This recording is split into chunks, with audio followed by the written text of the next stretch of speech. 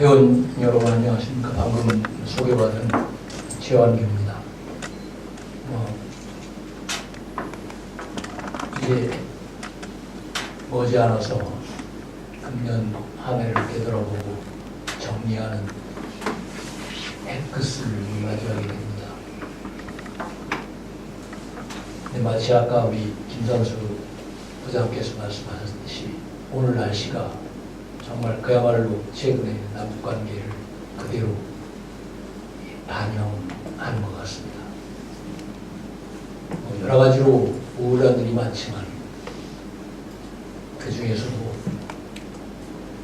새 정부가 들어서면 남북관계가 굉장히 순환하리라, 잘 나가리라 이렇게 많은 분들이 기대를 했었는데 기대와 달리 오히려 과거보다 더 남북관계가 악화되는 그런 상황을 우리가 봐야 되는 그런 좀 안타까운 현실에 있는 것 같습니다.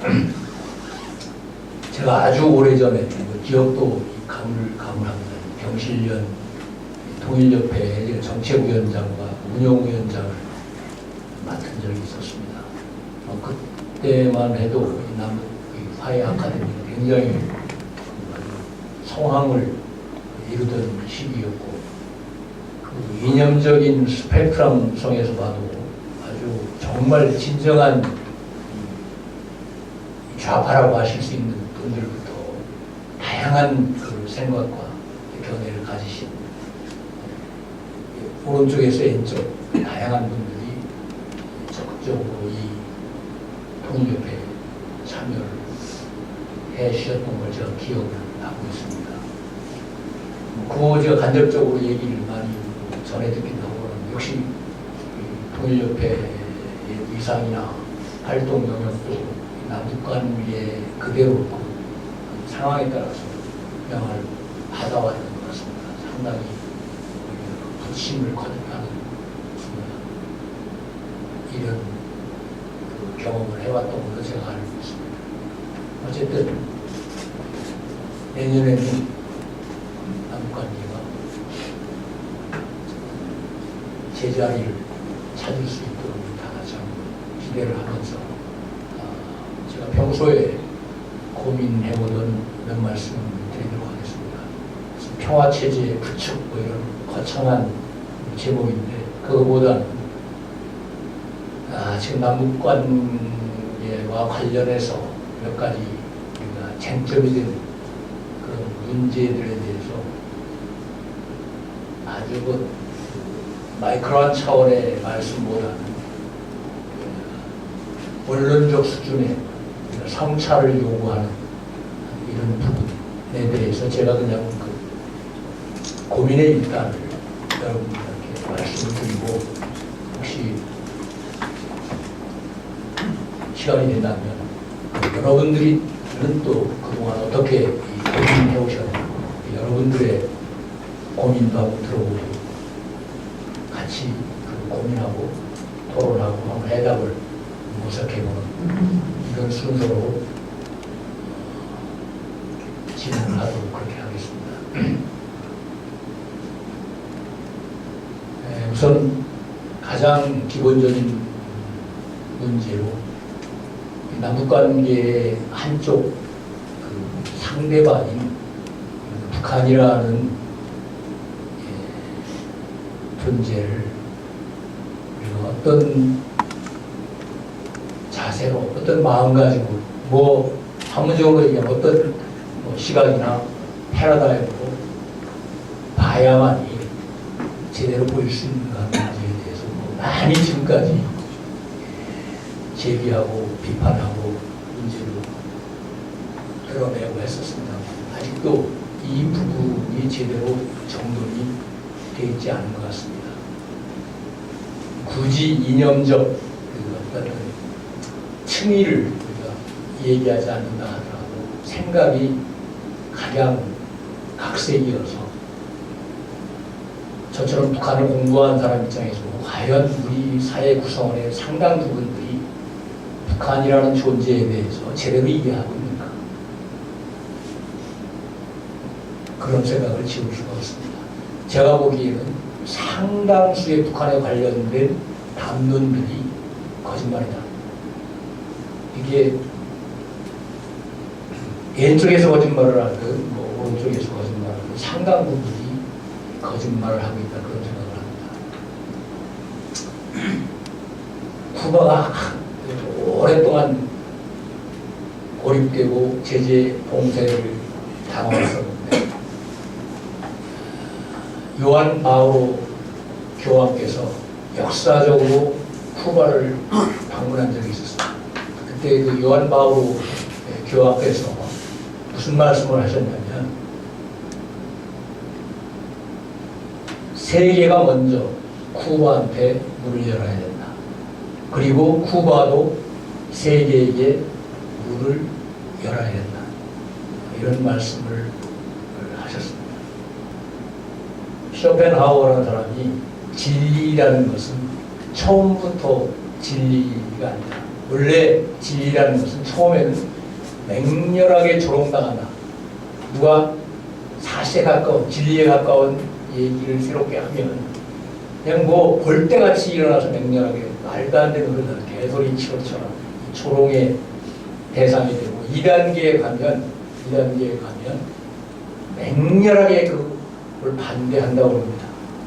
은박하고 그러다가 여러 과정을 우여곡절 과정을 거쳐서 마지막으로 그것이 진리임이 스스로 밝혀지는, 인정하게 되는 이런 3단계를 거친다고 하는데, 어떻게 보면 이 북한에 관련된 많은 정보나 담론들도 결국 뭐 지금까지의 북한과 관련된 여러 가지 해석과 예측과 현상을 보는 여러 가지 기행이나 이런 것들도 과거의 그 역사적인 과정으로 본다면 결국 많은 것들이 그런 3단계, 쇼펜하우어의 이런 3단계의 과정을 겪어왔다고 봅니다. 그래서 좀처럼 북한이 어떤 상황에 있고, 왜 예를 들어서 핵무기를 왜 북한이 저렇게 집요하게 20년이 넘는, 훨씬 넘는 세월 동안 저런 온갖 수난과 모욕과 제재를 당하면서 하고 있는가에 대해서도 여러 가지 견해가 있을 수 있습니다. 근데 제가 한 가지 분명한 것은, 북한이 죽으려고 무기 개발하겠어요? 그냥 가장 간단하게 얘기하면 북한이 어쨌든 뭐예요? 그게 어떤 형태로든 살려고, 말하자면 핵무기를 가지려고 하는 거지. 죽으려고 그렇게 죽으려면 그냥 죽지, 용을 쓰고 죽으려고 하겠습니까? 그건 아니라고. 제가 다른 건 정확하게 말씀 못 드려도 어쨌든 어떤 형태로든 북한이 살려고 핵무기를 개발하는 것은 분명한 것 같은데, 마치 요즘 담론들을 보면 마치 북한이 죽으려고, 말하자면 미국의 폭격을 뭐 자초하는, 그래서 이거 전쟁 나가고 좀 완전히 거덜나는 거 아닌가, 이런 식으로 이제 위기 상황으로 몰고 가는, 또 많은 사람들이 그런 공포에 시달리는. 그러니까 우리가 이런 속에서 일상에서 살아서 그렇지, 다른 나라 사람들이 이 상황을 보면 거기서 어떻게 숨쉬고 사느냐, 이렇게 얘기하는 사람들이 의외로 많습니다. 어떻게 사느냐, 나와라. 그러니까 살려고 저런다 이렇게 얘기하면 어떤 사람은 또 저 저자가 종북주의자 아니야, 너 친북주의자 아니야, 뭐 이렇게까지도. 그러면 북한이 죽으려고 핵무기 개발한다고 얘기하면 그건 맞습니까? 세상에 어떤 놈이 죽으려고 용을 쓰고 죽습니까? 뭐 그건 최소한 거 아니라, 그건 다른 여러 가지 부수적인 이유가 있겠지만, 가장 한마디로 말씀드리면 왜 개발하는가? 살려고 한다고. 그래서 어쨌든 일단은 북을 정확하게 이해하려면 북이 처해 있는 대내적 상황을 그대로 우리가 인정하면서, 때로는 북을 동조하거나 북의 체제나 이념이나 북의 행위에 대해서 뭐 수용하고 칭찬하고 찬성하라는 얘기가 아니라 왜 저러는가를 이해하려면 일종의 최소한 감정이입을 해서 북의 입장에서 한번 들여다볼 필요가 있다는 그 북의 입장에 들어가서 그 부분을 들여다보는 것이 북을 지지하는 거 아니지 않습니까? 근데 그렇게 하면 뭐예요? 우리 사회에서는 그냥 이거 빨갱이다 말하자면 북한을 지지한다 뭐 이런 식으로. 그러니까 오히려 그 사람들이 북을 제대로 이해 못하게 하는 사람들일 수 있습니다. 어떤 의미로 보면 그렇게 말하자면 우리가 가장 어떤 사물을 정확히 해보려면 뭐예요? 색깔이 있는 안경을 쓰고 보면 안 되죠. 그게 뭐 하얀 색깔이든 빨간 색깔이든 검은 색깔이든 초록 색깔이든 어쨌든 색깔대로 보이는 것이다 이게. 그러니까 색깔을 씌우지 말고 그냥 이 하얀 색이 없는 무색의 렌즈를 통해서 북을 봐야 된다 이게. 그래서 정확하게 본 다음에 내 색깔로 예를 들자면 북을 뭐 비판하거나 제작하거나 뭐 이해하거나 뭐 이렇게 하는 것이 맞겠죠. 근데 우리 사회에서는 여러 가지 정치적, 이념적, 파당적, 지역적 이해관계에 따라서 말하자면 그런 색깔을 가지고 지금까지 지난 어떻게 보면 70년간 북을 그런 상태로 보았다 이렇게 볼 수가 있습니다. 그래서 많은 분들이 북의 온전한 모습을 제대로 존재하는 북의 모습을 잘 보지 못하는 경우가 왕왕 있고 지금도 그 상태가 어떻게 보면 지속되고 있다 이렇게 봅니다. 그래서 그걸 걷어내는 일이 시급하다 저는 그렇게 보고 또 하나 북이 잘못되는 게 우리한테 이익인가? 예를 들어서 북의 많은 동포들이 굶어 죽고 질병을 앓고 추위에 떨고 어쨌든 네? 그리고 무너져 내리는 이것이 우리의 승리인가? 뭐 아니라고 봅니다. 그 존던이라는 시인이 누구를 위해 종언문이라는 시를 16세기에 썼습니다. 해밍웨이라는 사람이 여러분 잘 아시는 스페인 내전을 다룬 누구를 위해 종언문이라는 소설의 제목을 존던의 이 시 제목에서 사용을 했었습니다. 그 기본의 정신은 뭐냐면 영국에서 과거에 16세기, 15세기서부터 누가 죽으면 그 죽음을 알리기 위해서 종을 쳤다고 합니다. 그러면 이제 이웃 사람들이 누구를 위하여 종을 물렸나, 그러니까 누가 죽어서 종을 물렸나, 이제 이런 의미의 누구를 위하여 종을 물렸는데, 존더는 뭐라고 그랬냐면,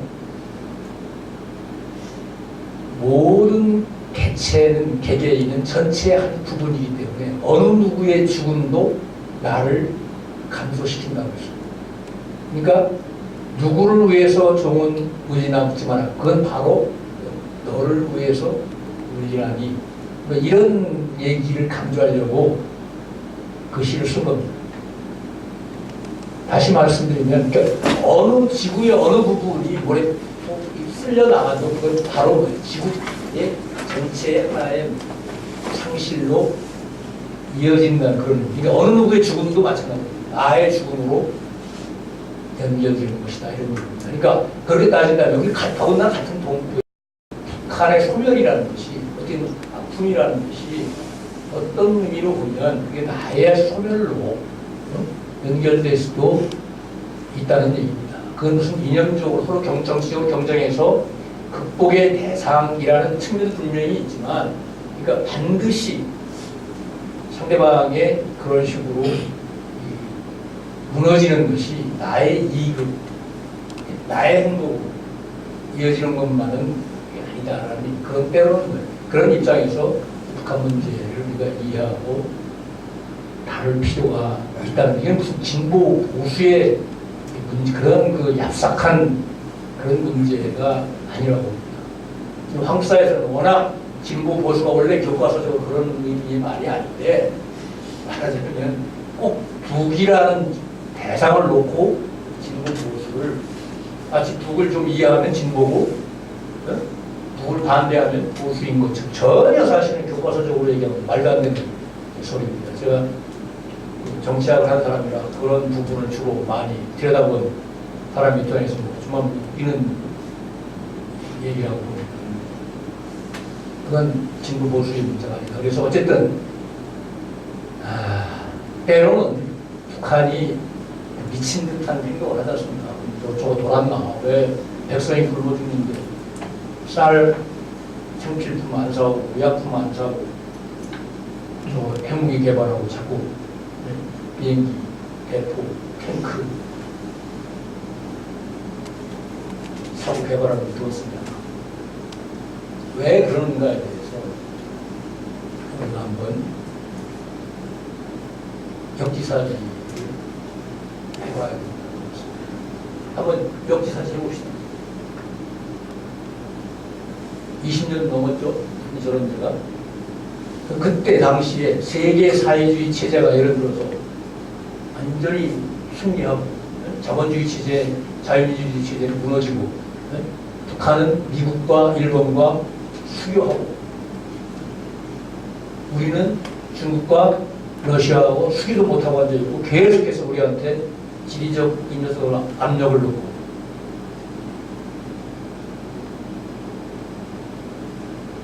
그렇게 되면 우리 경제는 어떻게 됩니까? 그런 상황에서 우리 경제가 어떻게 됩니까? 북한처럼 되겠죠. 그렇지 않습니까?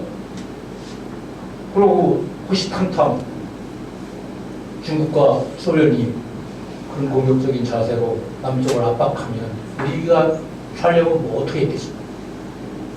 마찬가지로 뭐 우리 미군 철수할 때 박정희 대통령이 중국 개발을 당해서 사례도 있듯이 역지사지 해본 그리고 우리가 옛날 70년 TS 훈련이라고 했죠. 팀 스피릿 훈련.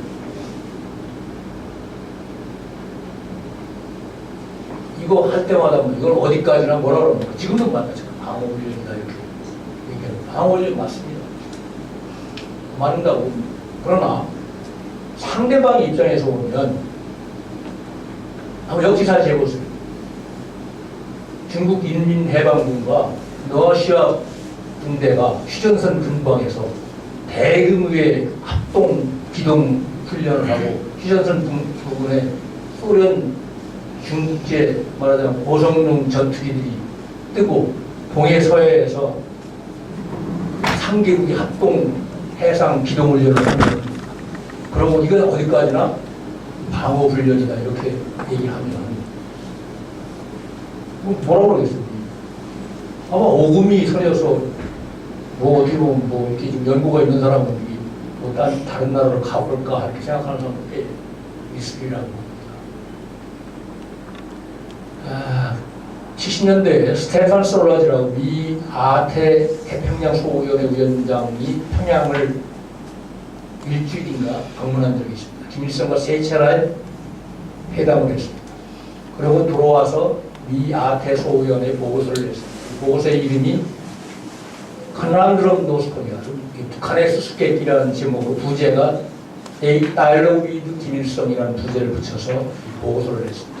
그 보고서에 보면 김일성이가 수차례에 걸쳐서 그 TS 훈련에 대해서 얘기를 합니다. 그리고 방어훈련이라면 우리는 그에 상응하는 방어 대응 조치를 해야 되기 때문에 죽을 지경이다. 뭐 이런 얘기를 합니다. 물론 그 이면에 그 당시에 남한 정부는 파피 정권이라고도 공격적으로 얘기를 합니다. 뭐라고 그러냐면 이거 미군이 없으면 신식민지의 평풍에 지나지 않는다. 남한 정권이라는 게. 미국 나가면 자동 우리 주도의 통일로 이어진다. 이렇게 큰 소리 쳤습니다. 그 당시만 해도 상당히 북이 그런 실제적으로 자신감을 가지고 있었습니다. 사실. 완전히 무너진 때가 아니고 세계 공산 사회주의 체제도 건재했던 시기였기 때문에 특히 뭐 베트남 전에서 자유월남이 이른바 패망한 이후에는 한껏 뭐 그런 게 고조됐던 우리가 정말 실제로 안보위기의식을 느꼈던 적도 있었습니다. 어쨌든 역지사지를 우리가 해보면 북한의 때로는 미친 듯이 때로는 비이성적으로 나쁜 짓을 하는 행태의 이면을 어느 정도는 이해할 수 있다니 북한이 정말 미쳐서 미친 짓을 하는 건 아니라고 봅니다. 그러니까 전술적으로 미친 짓을 해야 자기의 의사와 목표를 더 쉽게 상대방이 알고 관찰할 수 있다는 전술적 고려에 의해서 때로는 미친 짓을 하는 것이지 정말 미쳐서 미친 짓을 하는 건 아니다. 그런데 우리는 때로는 북한이 미쳤다고 그러는데 여러분 미친 사람한테 우리 속된 말로 뭐라고 그러죠? 약이 뭐가 있습니까? 몽둥이가 약이라고. 정말 그때는 이 해결책이 몽둥이밖에 무력밖에 존재하지 않나 제어해야 되니까. 그럼 정말 이거 난망 상태로 가는 정말 북한이 미쳐서 미친 듯한 행동을 한다는 그런 거. 이어서 이런 입장에서 보면 북한이 왜 핵을 지난 20년간 집요하게 지속적으로 모든 코스트를 지불하면서 개발하려고 하는 그 개발의 목적이 뭡니까? 그러면 그에 대항하는 대한민국과 미국과 일본의 북한 비핵화에 대한 최대의 목표는 뭡니까? 우리 흔히 이야기하는 CVID죠, 그죠? CVID 많이 들어봤죠? Completely, Verifiable, Irresistible, Irreversible, Dismantle. 그러니까 뭐예요? 완벽하게 Verifiable, 검증 가능하고 다시는 원상 복귀 못하는 되돌릴 수 없는 수준의 북한 핵의 Dismantling, 해체입니다. 그죠? 그게 대한민국을 비롯한 미국, 일본 관련 당사국들의 북한 핵에 대한 최종 목표입니다. 그럼 북한의 목표는 뭡니까? 똑같습니다. Completely verifiable, irreversible, guarantee of regime survival. 그러니까 완벽하게 검증 가능하고 다시는 약속해놓고 또 도로묵하고 딴소리 하는 거 아니고 되돌릴 수 없는 수준의 북한의 정권과 체제의 생존입니다. CVID 대 말하자면 CVIG의 대결입니다. 그 최대 목표가 그렇게 총 세 가지는 같은데 하나는 디스맨틀링이고 하나는 뭐예요? Guarantee of regime survival입니다. 근데 둘 다 뭐예요? 완벽하게 검증 가능하고 되돌릴 수 없는 수준으로 그걸 추구하는 겁니다. 누가 이길까요? 두고 봐야 알겠죠. 그러나 모든 게임에서는 누가 이깁니까? 훨씬 더 간절하고 절박하고 절실한 놈이 이기는 겁니다. 왜? 이거 아니면 여기서 치면 나는 죽는다 하는 놈하고 형이 뭐 이거 그게 내 뭐하고 사활적 이해관계하고 말하자면 그렇게 아주 라이트하게 영향을 주지 않는 게임에서 누가 이기겠습니까? 하나 예를 들어 베트남 전쟁에서 미국이 사실상 졌습니다. 왜 졌죠? 왜 졌을까요? 절실하지 않아서 졌습니다. 쉽게 얘기하면 그냥 단순한 양적인 군사력이라는 수준에서 보면 미국이 월남전에 진다는 건 뭐예요? 도저히 이해할 수 없는 겁니다. 질 수가 없는 전쟁이에요. 근데 졌어요. 왜 졌어? 지쳐서 스스로 진절머리가 나서 디스인게이지먼트에서 진 겁니다. 더 이상은 뭐예요? 이 목표가 이게 목표를 정당할 수 없는 따라서 여러 가지 반전 여론도 거두고 자꾸 돈 들어가고 사람은 죽고 네? 국내 정치적 기반은 약화되고 오히려 이걸 가급적 명예로운 수준에서 부실을 내고 빼지는 게 미국 국민들로부터 그 정부가 지지를 받는 그런 키신저가 나와서 정리한 겁니다. 국제정치학에서 국가의 행위를 설명하는 이론 중에 그 선호의 강도라는 선호의 최대치 magnitude of preference. 프린스턴 대학의 교수가 모로브지크라고 폴란드 출신 유명한, 한국에 잘 안 알려진 유명한 지능학자가 있는데, 이 선호의 강도에 의해서 결정된다는 거예요. 국가의 행위의 그 성격이. 다시 말씀드리면 베트남 호지명을 상징으로 하는 베트남 정부의 선호의 강도하고 당시 닉슨 정부의 미국의 선호의 강도와 게임이 안 된다. 그러니까 베트남은 사활을 건 베트남 인민의 그 운명을, 생명을 다 거는 바이탈한 최고의 그 선호의 강도를 가진 전쟁이었다. 미국은 아니었죠. 사실상 초기부터 베트남 전쟁에 개입할 때부터 오판에 의해서 사실은 미국이 월남전에 잘못 개입한 겁니다. 어떤 의미로 이미 다 여러분 잘 아시는 DNBF 전투에서 불란서가 아주 전설적으로 패배를 했죠. 그죠? 그러고서 쫓겨나는데 다 통일됐는데 다시 개입한 거 아닙니까? 그리고 잘못 판단한 거예요. 사실은 호치민이라는 사람이 살려준 사람이 누구냐면 미국 OSS의 그 의사 대원이 살려줬어요. 낙하산으로 낙하했을 때 어느 움막에 숨어있는 호치민을 발견한 게 미국의 의사 대원이 OSS 대원이었어요. 이질 말라리아 흑질 걸린 거 살려줬어요. 호치민이 절대 반민주의가 아니었는데 이제 미국이 찾아 그래서 만약에 여기가 공산화되고 동남아 전체가 완전히 노민을 공산화된다, 이게 놔두면 안 된다 해서 그리고 중국 편이 된다.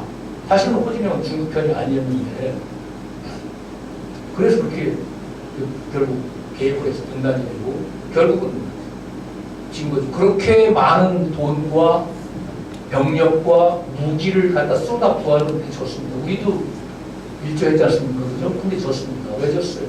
지지를 못 받은 전쟁이었고 미국은 월남만큼 베트남만큼 절실하지 않아요. 선호의 강도에 있어서 현저하게 떨어졌기 때문에 지금 지쳐서 그냥 졌다기보다 아직 진들머리가 나서 그냥 빠져나가버리고 결과적으로 그래서 통일이 됩니다. 북한 핵 문제도 정말 미국에 더 절실하다면 그 목표가 북한보다 모든 코스트를 각오하고 싸움 붙으면 북한이 지겠죠. 당연히 지지. 그건 질 수밖에 100%, 1000% 지는 거죠. 근데 그렇게 못하는 거죠. 우리는 그러면 그럴 수 있는 자세가 되어 있습니까? 말로는 되어 있는 것 같이 보이는데 전혀 북한처럼 우리가 말하자면 굶고 춥고 봉쇄당하고 말하자면 목숨을 걸고 한번 일합을 겨눌 수 있을 정도로 그 상호의 강도가 북한만큼 절실하네. 그렇습니까?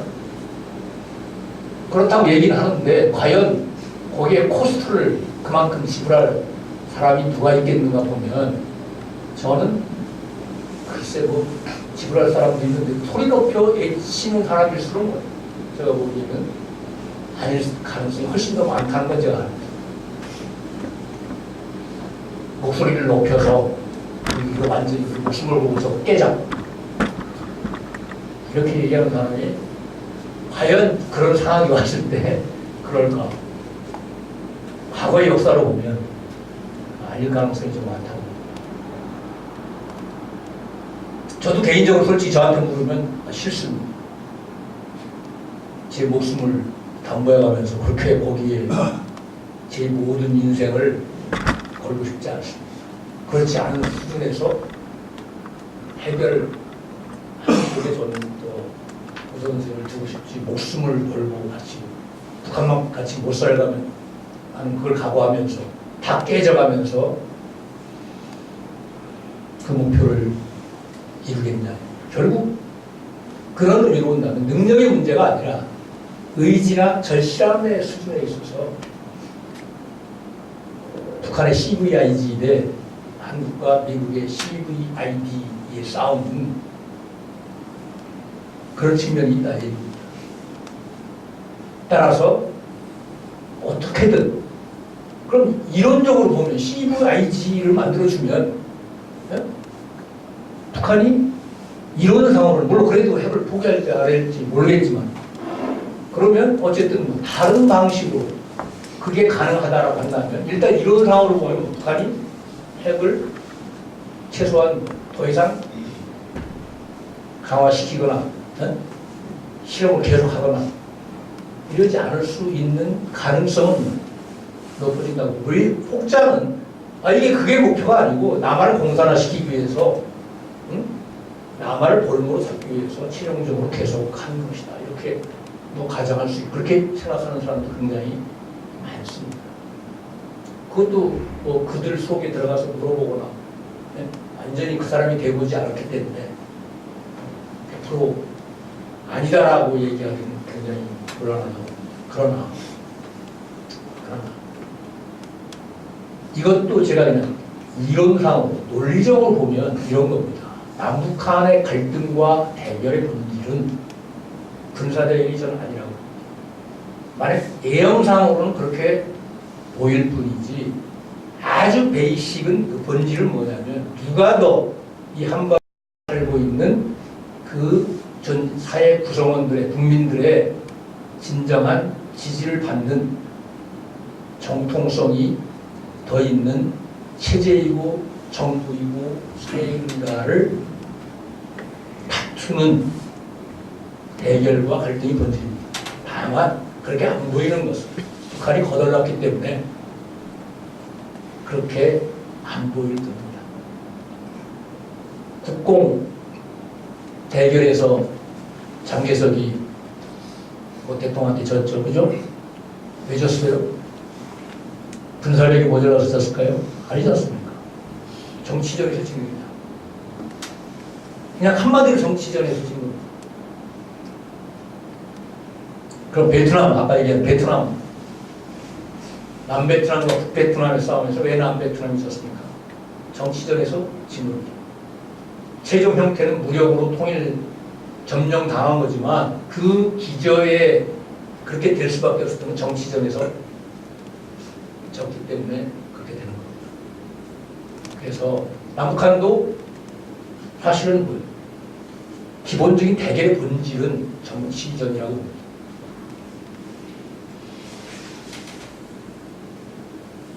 그러니까 가장 쉽게 얘기하면, 남한에 살고 있는 5천만 우리 이 한국의 사회 구성원들이 이 남한의 체제와 정부와 사회적 가치가 목숨을 걸고 지킬 만한 체제라고 한 대다수 국민들이 그렇게 믿고 인정하면 구성할 필요 없다고. 그게 왜? 대결의 본질이 그렇기 때문에. 그리고 이론상으로 보면 핵무기를, 예를 들어 북한이 통일을 하기 위해서 핵무기를 쓴다, 남쪽에? 그런 상황 생각해보세요. 핵무기를 쓰고 남한 국민들의 지지를 받을 수 있을까요? 남한에서 몇백만이 핵이 재앙이 된다면, 그럼 북체제의 주도로 남을 통일할 수 있을까요? 그게 갈까요, 오래? 아니, 무력으로 해서 먹을 수는 있겠죠, 최소한. 먹을 수도 있고, 먹기도 어렵지만 먹는다고 합시다. 그럼 그게 유지가 되겠냐고. 그러니까 우리가 북에다가 핵을 쓰고 북을 몇백만을 죽이고 우리 주도의 통일을 하겠습니까? 한국전쟁 때 보여줬지 않습니까? 결국은 그 상흔이 지금까지 가고 있지 않습니까? 서로 간에. 그렇게 본다면 결국은 대결의 본질이 정치전이다. 그럼 정치전에서 지금 우리 모든 사람들이 우리의 체제가, 우리의 이념이, 우리의 사회적 가치가 북보다는 훨씬 우월하고, 우리 한반도에 살고 있는, 이 땅에 살고 있는 우리 사회 구성원들의 진정한 삶을 보장하는 우월한 체제이고 이념이라고 확신한다면, 그 힘을 가지고 북을 앞으로 장기적으로, 그게 왜? 삶을 더 풍요롭고 행복하게 해주는 체제이기 때문에, 그 명분으로 우리가 같은 동포니까 그 좋은 체제 속에서 같이 살자, 이런 방식으로 말하자면 북을 포용을 해야지. 그런 식으로 누군 나쁜 놈이고, 말하자면 이를 이제 국제정치학에서 적대적 정체성이 강화하죠. 지금까지 70년 동안 남북은 그래왔어요. 모든 것을 상대방을 악마화함으로써 나의 존재감을, 나의 정당성을 계속 강화시켜간다. 그리고 그것의 현실적 수단이 전통적 의미의 안보 틀입니다. 국제정책에서는 이 파워를 중심으로 하는, 말하자면 전통적인 의미의 안보 틀로 모든 걸 사실상 해석하고 처방하고 대안을 내습니다. 그거는 기본 전제가 상대방을 악마화하는 거예요. 북한도 마찬가지고 남한도 지금까지 그런 식으로 체제를 유지하는 결과는 참담합니다. 지금까지. 그렇지 않습니까? 하나 뭐가 좋아진 건 없고 남북관계는 여전히 오늘날 시처럼 이렇게 통통 얼어붙어 있는 이런 현상이다. 따라서 북한 핵 문제는 이 과거, 지금 지난 20년간의 북핵 역사를 보면 우리 정부도 어지간히 참 말하자 국민들의 비위를 맞추려고 불만을 배설시키는 의미의 이런 성공했을지 모르지만 북한의 비핵화를 전제로 하는 교류협력, 남북관계 개선. 지난 30년간 어떻게 보면 토틀로지의 연속입니다. 가장 쉬운, 우리 옛날 초등학교 때 셈본이라고 그랬는데, 일본. 예를 들어서 수학 공식으로 보면 이런 거죠. 상대방이 핵 포기 안 하겠다는데, 예를 들자면 핵을 포기하면 개선하고 남북관계 교류협력 하겠다.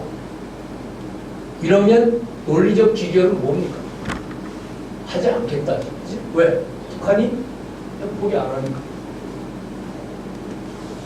여러분들 기억력을 길게 가져갈 것 없이 계속해서 어떻게 보면 김대중, 노무현, 이명박, 박근혜 정부의 사실상 약간의 강조점과 전제 조건의 차이가 있었을 뿐이지 계속해서 그 틀에서 벗어나지 못했습니다. 북한의 비핵화를 전제로 하는, 물론 좀 일부에서는 좀 전략적으로 보는 정권에서는 병행 전략, 그렇죠?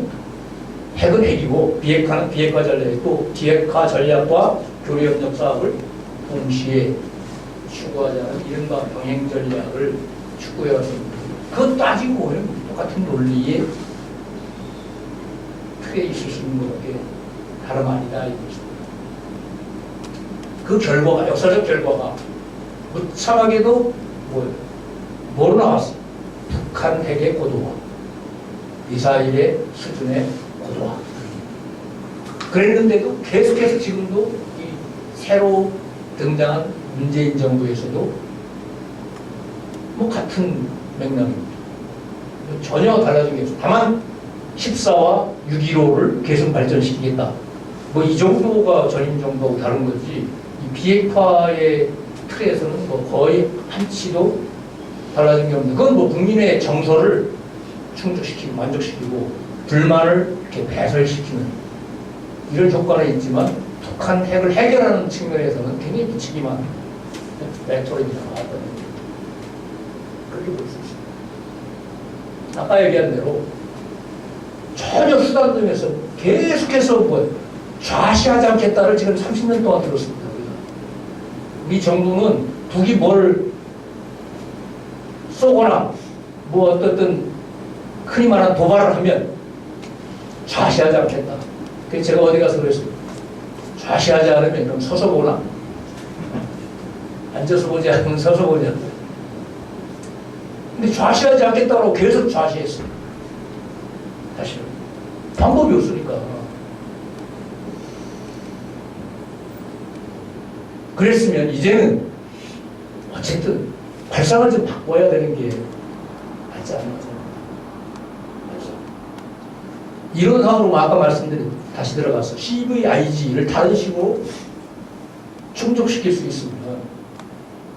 일단 북한이 살려고 한다라는 걸 전제하면, 그게 그 베이직 어삼션이 맞다라고 한다면, 그럼 다른 방식으로 그 CVIG를 해결해 주면 북한이 핵 문제를 전향적으로 당장은 아니더라도 하는 거 봐가면서 발전적으로 해체의 수준으로 동결해서 해체, 결국 비핵화로 갈 수도 있지 않을까. 그거의 대가가 예를 들어서 상당히 북한이 이런 경제난으로부터, 그 다음에 폐쇄된, 말하자면 봉쇄된 제재의 국면으로 벗어나서 나름 발전의 노선을, 자기식 발전의 노선으로 갈 수 있는 계기가 된다면, 왜냐하면 생존하면서, 그러면 한번 심각하게 고민해 볼 수 있는 거 아닙니까? 저는 물론 아닐 수 있겠죠. 그러나 확률상이라 이론이라는 게 반드시 현실하고 1대1로 대응하는 건 아니지만, 그래도 점치는 것보다 훨씬 더 예측이 가능한 겁니다. 그러니까 우리가 연구를 하는 거 아닙니까? 왜? 연구를 왜 합니까? 이론을 만들려고 하는 거 아닙니까? 그 이론으로 이제 설명을 하는 거고 예측을 하는 겁니다.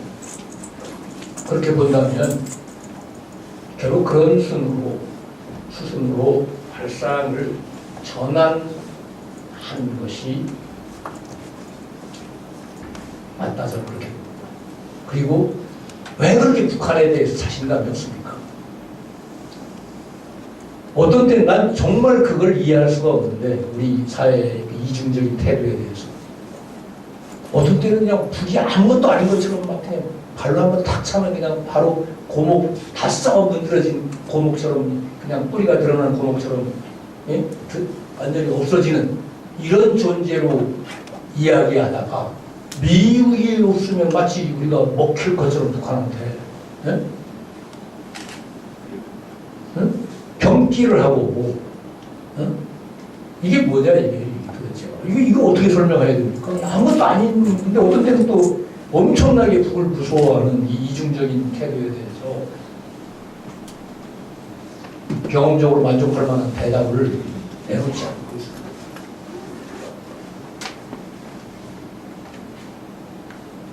여러 가지 이유를 대는데, 미국이 없으면 그러니까 많은 사람들이 우리가 공산화 된다, 북한테 못 당한다, 이렇게 얘기합니다. 언제까지 그럴 겁니까? 또 과연 그런 건가? 눈을 부릅뜨고 들여다봐야 된다는 겁니다. 요즘 국제정치학에서 우리 이 제목이 화해 아카데미입니다. 철학적 베이스를 가진 국제정치학의 이론가들죠. 신학과 철학의 베이스를 가진 이론가들죠. Forgiveness and Reconciliation, 이 두 컨셉으로 새로운 안보틀을 만들어내는 그런 이론적 흐름들이 있습니다. 말을 하고 화해 문화라는 얘기도 합니다. 물론 굉장히 어려운 얘기고, 일부 반대파에서는 저 철대가리 되게 없네, 지금 이 엄혹한 현실에 무슨 개 같은 소리냐, 이렇게 얘기할 수 있지만, 안 해봤으니까 한번. 지금까지 기존의 그 전통적인 의미 안보틀은 70년간 해봤는데 효과가 없습니다. 사실은 어떤 의미로. 그러니까 한번 안 해본 거니까 한번 해볼 수는 있다고. 발상을 좀 전환할 필요가 있습니다. 그 발상의 전환의 기저에는 두 가지 중요한 요소가 있다고. 북한이 앞으로 이런 체제를 계속할 거냐. 또 하나는 통일 담론을, 기존의 통일 담론을 어떻게 전환시킬 거냐. 이 두 가지 핵심 고리가 있다고 봅니다. 북한이 지금 같은 체제로 계속 버틸 수 있을까요? 저는 못 봅니다. 그리고 이미 북한은 지금 아버지 김정일 시대의 북한이 아니라고 봅니다. 이거 갔다 왔어? 이명박 대통령, 박근혜 대통령 덕분에. 그래도 이명박 정부 시절에 제가 2번을 갔다 왔습니다. 신의주도 한번 갔다 오고 평양도 갔다 왔어요. 그때는 농담입니다만은 장관이 현임 택장관도 그렇고 절대 가면 안 됩니다. 제가 우리 민족 서로덮개운동 상임 공동대표인데 방북을 하려고 그러면 두 개 초청을 받아서 방북을 하려고 절대 안 된다 그래서 그러면 뒤로 가서 막 압력 들고 욕도 하면 조용히 갔다 오세요. 그래서 2번 정도 갔다 왔습니다. 그때도 잘 못 가는 시절이었습니다. 박근혜 정부가 들어오니까 아이 가셔야죠. 가셔야죠 하고 뭐 아이 가시라고 초청장 받아오시라. 가기 이틀 전에 아이 안 된다. 그렇게 한 번도 못 가. 결국은 한 번도 못 갔습니다. 이 박근혜 정부 시절에는. 심지어 제가 막 장관 사석에서 이런 데 만나서 막 뭐라고 욕하니까 나중에 화가 나니까 장관이 뭐 제가 보냅니까 뭐 이런 소리 제가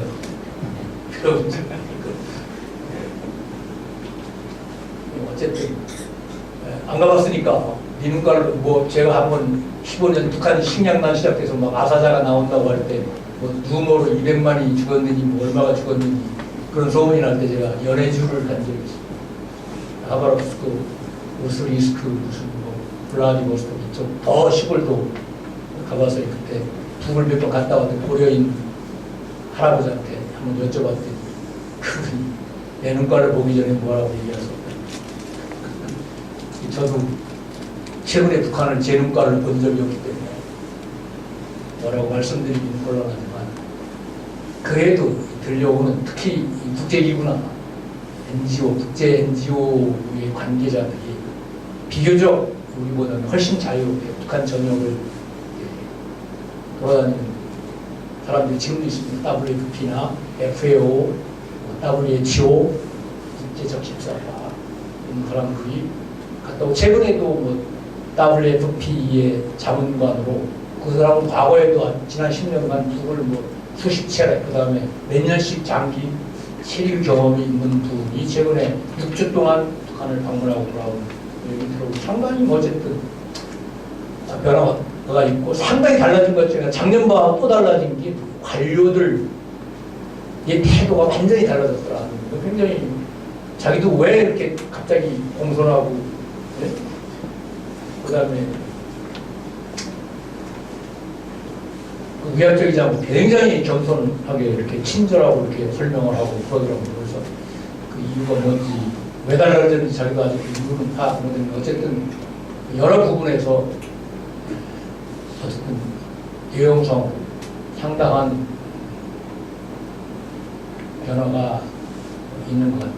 그리고 지금 말씀하신 대로 김정일 시대의 북한이 아니더라 하는 여러 가지 의미로 지금도 우리 또 일부는 김대중 대통령 시절, 노무현 대통령 시절의 남북관계 향수를 갖고 있는 분들이 마치 그때의 방식으로 하면 된다 이렇게 많이 강조하고 그때의 방식하고는 많이 달라야 되지 않나 개인적으로 북한이 그때의 북한이 아니다라는 그거에 대해서 좀 더 우리가 치열하게 고민하고 들여다보고 연구하고 하는 일들이 본격적으로 이루어져야 된다. 엉뚱한데 자꾸 지금도 지금 역량이 전부 문재인 정부의 신경제 지도니 무슨 뭐 문재인 정부 대북 정책이 뭐 이거 홍보하는데 근데 전혀 흘러가는 인원을 이 정부도 계속해서 지금 반복하고 있는 거예요. 그냥 사람만 달라졌지 하는 짓은 비슷한 거예요. 뭐 질적인 변화는 안 하고 그런 홍보에 열을 올리고 있는 거 아닌가. 세미나가 더 많이 늘어난 거예요. 과거 정부 때보다 훨씬 더 많이 늘어난 것 같습니다. 그래서 어쨌든 북한도 뭐 이 방식으로 계속해서 앞으로 갈 수는 저는 없다고. 어떤 의미든 그 모멘텀을 만들어줬을 때 대내적으로 북한이 아까 말씀드린 그런 다른 방향에서 CVIG를 추구할 수 있는 환경과 조건이 만들어지면 저는 북한도 그런 길로 간다. 우리가 해야 되는 일은 지금 우리가 주도적으로 나서서 그런 환경과 조건들을 특히 대외적인 조건들을 우리가 선도함으로써 만들어주는 여건을 조성하는 일을 가장 우선적인 사업으로 해야 된다고 봅니다. 자꾸 정치적으로 과거 정부 하던 그런 짓 할 게 아니고 그러니까 예를 들어 신경제지도 뭐 이런 거 다 줬는데 지금 그거 할 때니까 아니 남북관계 지금 뭐 그냥 꽁꽁 얼어붙어 있는데 뭔 그 얘기는 안 하고 신경제지도 맨날 얘기하고 무슨 뭐 유로고 어떻고. 근데 계속 돈 받, 그거 하면 돈 주니까 계속 뭐 신경제지도 세미나 또 하더라고. 연대 통일연구소에서 뭐 그것도 신라 호텔에서 막 엄청난 돈을 들여가지고 또 그런 거 하고. 오늘은 또 외교안보 저 국립외교원에서 또 무슨 뭐 말도 안 되는 또 막 문재인 정부의 뭐 어쩌고 맨날 하면 뭐합니까 그런 거 어쩌고 매일 오는 사람 어디 중국에서 뭐 OEM도 아니고 매일 불러다가 네? 좋은 얘기만 하는 그러니까 뭐 달라진 게 제가 보기엔 없어요. 어떤 사람이 저보고 여러 가지를 봤을 때 어떻게 당신이 이렇게 문재인 정부에 대해서 비판적으로 그러냐.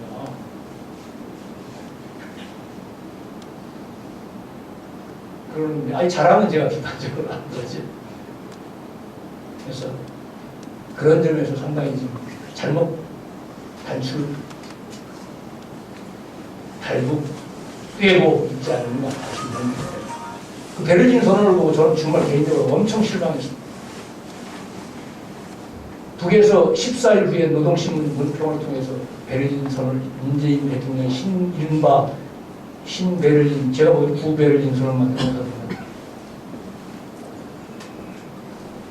거기서 뭐라고 그랬냐면, 뭐 6.15 개성 발전시키겠다는 거는 고무적인데, 근데 왜 남쪽은 왜 민족의 문제를 항상 남이 나라가서 발표를 하냐? 북이 그런 비판을 했는데, 제가 봐도 100% 맞는데, 왜 우리 대통령은 집권만 하면 남의 나라 가서 왜 우리 민족의 문제를 얘기합니까? 왜 그러는지 난 이게 누구 아이디어로 그러는지 난 정말 이해가 안 돼. 또 신베를린 선언에서도 뭐예요? 아니, 독일 통일이 가장 이게 잘 된 거다. 얘기했습니다. 그리고 비핵화, 강력한 비핵화하지 않으면 제재와, 그러니까 오늘도 통일부 대변이 비슷한 얘기 또 했어요. 강력한 제재와 봉쇄를 통해서 북한을 변화하는 거지. 그럼 저기 뭐야, 대화의 길로 이끌겠다. 뒷 얘기를 하지 말든가.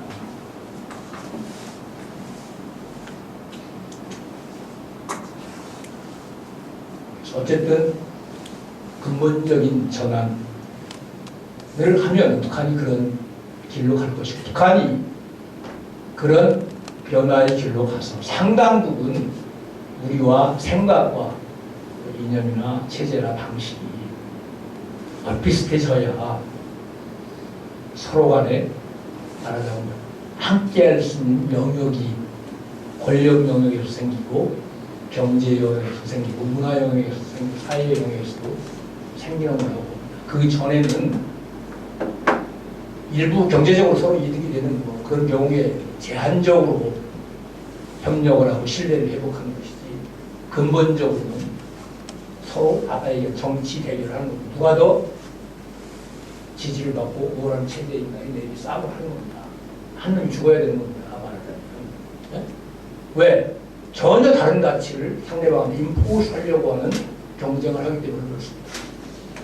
따라서 그런 경쟁을 안 하고 협력하려면 뭐예요? 남북이 추구하는 바가 비슷해서 이놈이 잡아도 괜찮고 저놈이 잡아도, 그 다음에 함께 잡아도 괜찮은 그런 수준으로 갈 때 평화적으로 남북이 진정한 협력과 통합의 길로 갈 수 있는 건데, 이거는 아무것도 안 되고 죽은 자들도 화해를 못한, 역사적으로도 화해를 못한 남북한이 어떻게 신뢰를 회복하고 본격적인 교류 협력을 할 수 있냐. 그건 통일을, 평화적으로 통일을 하냐고. 새빨간 거짓말입니다. 어떻게 통일을 하냐고. 여기 경실련도 통일협회인데, 통일하지 말자는 얘기가 아니고, 지금 같은 당장의 이런 조건 하에서는 평화통일이라는 거는 하자고 하면 거짓말이다 얘기입니다. 통일을 하지 말자는 얘기는 합니다.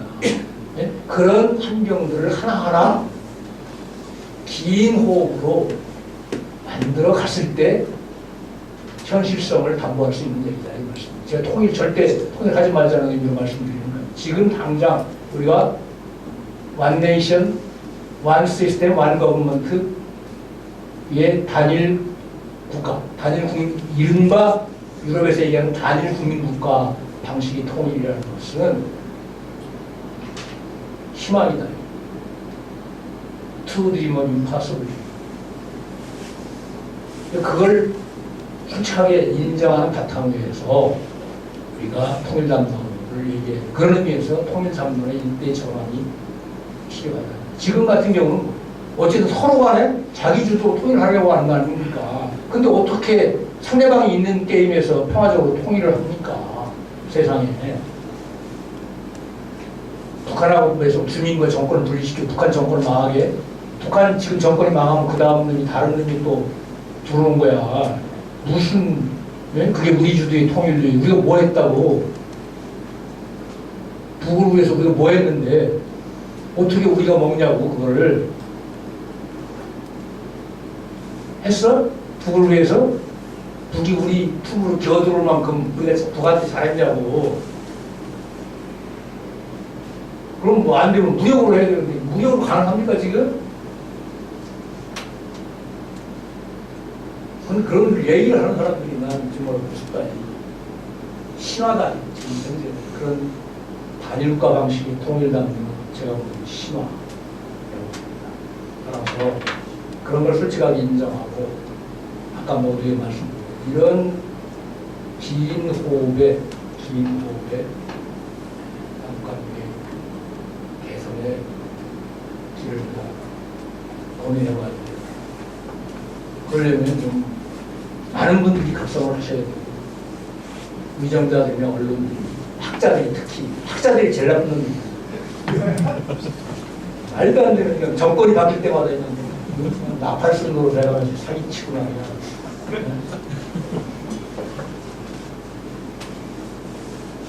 다른 놈이 먹고 살라고 그런다 지금 학자는 뭐 하려고 그러는데 이해가 안 돼요.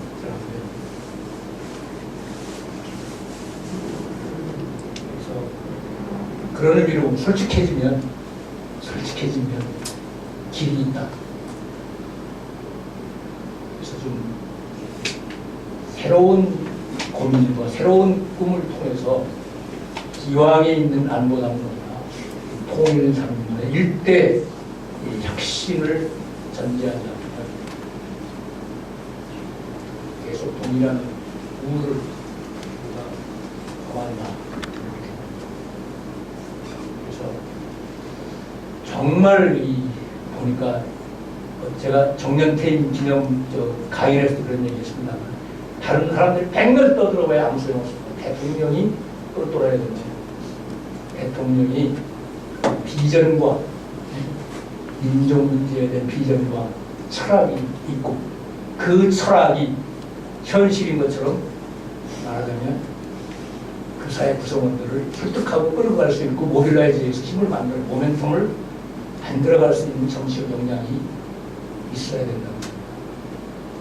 그렇지 않으면 공영무리들은 가능성이 많고 제가 보기에는 방법이 없어서 안 되는 게 아니라 그런 똑똑한 대통령을 우리가 아직도 제대로 발견도 못하고 뽑지도 못하고 키우지도 못하고 이런 상태에서 이렇게 되는 게 아닌가 아쉬움을 제가 돌아오면서 제 말씀 마치도록 하겠습니다. 고맙습니다.